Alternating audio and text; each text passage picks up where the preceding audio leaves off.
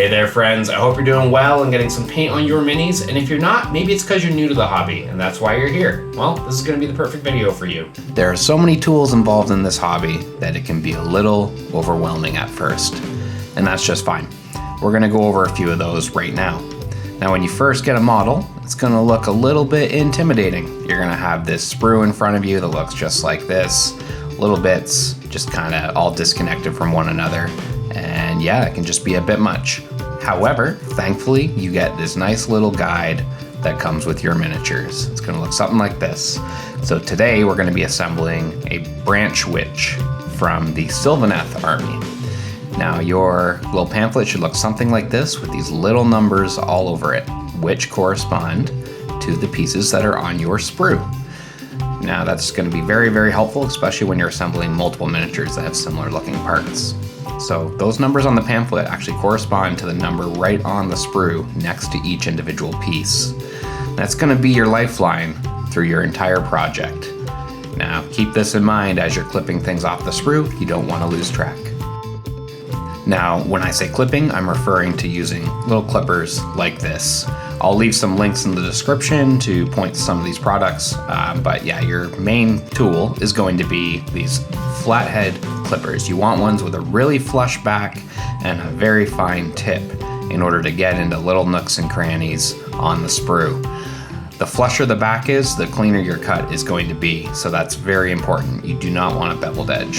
So when you come in, you just get right close to the piece and you just clip with the very tip of the clippers.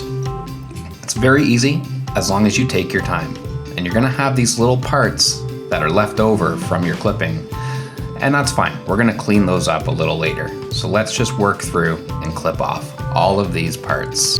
One thing I'll say is just be careful as you're doing this. Sometimes there can be some very thin and brittle parts that feel like they might even just break just from clipping next to them. If that's the case, just pull your clippers back a bit and clip away from the piece, and then you can just come in and clean that up later, no problem. Now when you're done clipping, you should have an empty sprue that looks like this. I would highly suggest keeping it around because the amount of times I've thrown out a sprue only to realize I missed a piece later, I can't count it on one hand, honestly. It's kind of sad.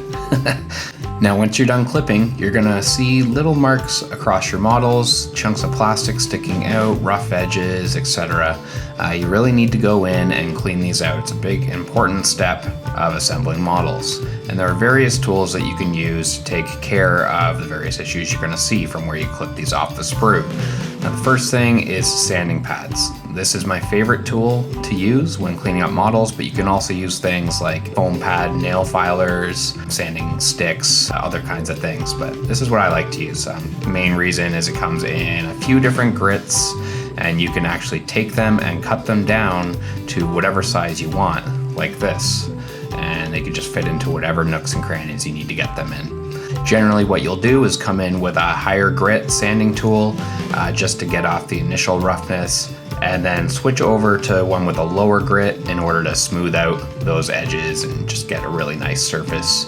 Another nice tool to add to your arsenal are needle files. They're great because they come in various grits and sizes and angles. They're just really good for getting into tiny spots on your models in order to clean up those hard to reach spaces. Mine are pretty old, I should get a new set, but yeah, they're a really nice tool to have. Something else you can also use is the side of your clippers. They're really nice for scraping at medium-sized chunks that are kind of sticking off your pieces. So you just take it at this angle like that with your hand and scrape along the plastic there. Once you've scraped off those bigger oddities, you probably need to come back in with some sanding pads or something, but yeah, it's really helpful to use the side of your clippers like that. Now there are some bigger pieces like this which can be hard to deal with even with the side of your clippers. This is where you need to come in with a hobby knife. Now these are great, they're very sharp, be careful, don't hurt yourself, but yeah, it lets you get into these tiny little spots and cut out pieces like this with ease. But be careful, you don't want to damage the model. And I'm going to say it again, play it safe or something like this might happen. Now this might seem a little exaggerated, but trust me, most of us have been there at some point or another. So let's get these pieces cleaned up and then we can move on to the fun part, the actual assembly of the models. Now there are many glues you can use in this hobby. I am a bit partial to using extra thin quick cement. by AK and by Tamiya. I keep a bottle of each around because I like to have one of them to create something called sprue goo. So if you keep an extra sprue around, you can actually cut pieces off of that, little small pieces, and put it in one of your bottles and create sprue goo. Now this is something that a lot of people in the hobby use. It's a glue that essentially also works as a gap filler. It's really great, it's nice stuff. You can just use it exclusively if you like, or you can just use it for filling gaps. But yeah, it's an awesome little thing you can have in your arsenal.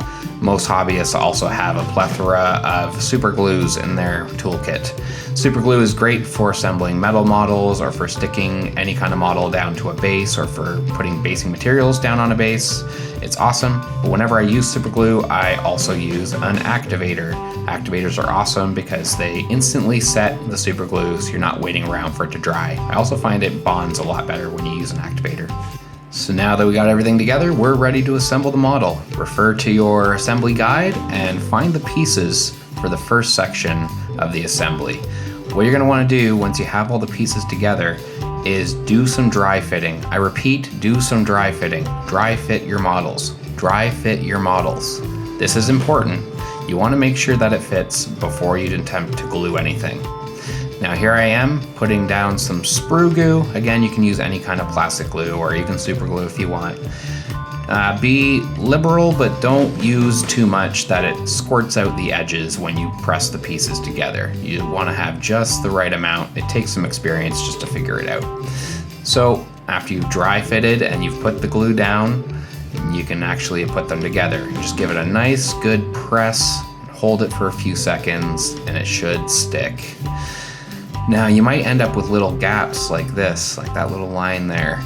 And that is pretty common, and that's why we like to have sprue goo around. But you can use a lot of other things. I'll put some stuff in the comment. But with sprue goo, you can just kind of run it over that seam and it'll fill that gap quite perfectly. And then you just wait for it to dry, and then you can sand it down if it wasn't applied too smoothly or whatever. But yeah, it works perfect. So let's just get that model assembled. I will just take a moment to say that assembly is a long and meticulous process, and you get faster at it as you go. So just take your time, put on some Netflix, it'll fly by. Something I do want to say as well is once you have the legs or whatever touches the base assembled, just do a dry fit and make sure that everything's sitting flush. Also, this is where you decide if you want to glue it to the base or if you want to actually design your base first and then glue it on top. Here's just another quick example of why dry fitting is so important. Sometimes you have these multi-point assemblies where it just needs to be perfect. Just test it out first without any glue, make sure you know how it's going to go on, and then go for it. All right, so let's just get this all finished up.